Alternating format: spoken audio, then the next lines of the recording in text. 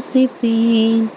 இந்த உயிரே நீதான் இயேசுவே, உன்னை மட்டும் சுவாசிப்பேன்.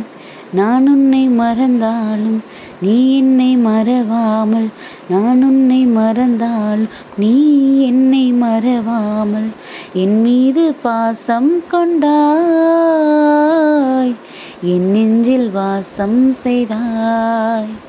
என் மீது பாசம் கொண்டாய், என் நெஞ்சில் வாசம் செய்தாய்.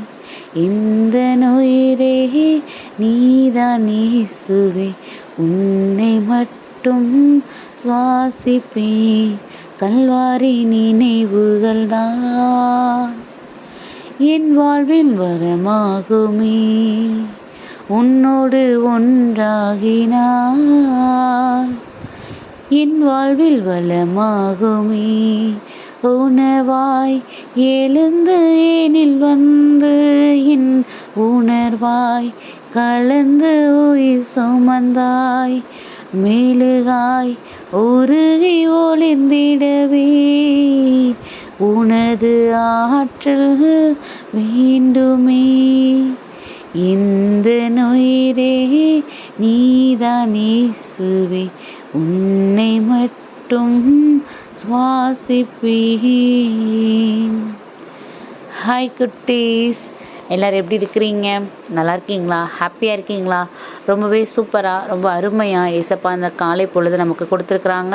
சென்ற இரவு முழுவதுமாக நம்மளை அரவணைச்சு பாதுகாத்து, நமக்கு எல்லாவித சூழ்நிலைகளில் இருந்தும், நம்மளை இடர்களில் இருந்தும் நம்மளை பாதுகாத்து கொண்டு வந்த ஏசப்பாவுக்கு இந்த அருமையான காலை பொழுதில் நம்ம ரொம்பவே நன்றி கடமைப்பட்டிருக்கோம் குட்டீஸ்.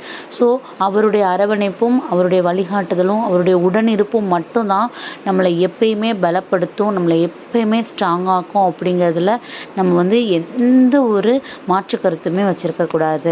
ஏன்னா இந்த உலகத்தில் எதுவாக இருந்தால் கூட, எது இல்லைனா கூட, யார் இருந்தாலும் கூட, யார் இல்லைனாலும் கூட, நம்மளை கண்ணின் மணி போல் என் பிள்ளை அப்படின்னு உரிமையாக எடுத்து அவருடைய செட்டைகளுக்கு நிழலில் வச்சு நம்மளை பாதுகாத்து வந்துட்டுருக்காங்க நம்மளுடைய ஏசப்பா.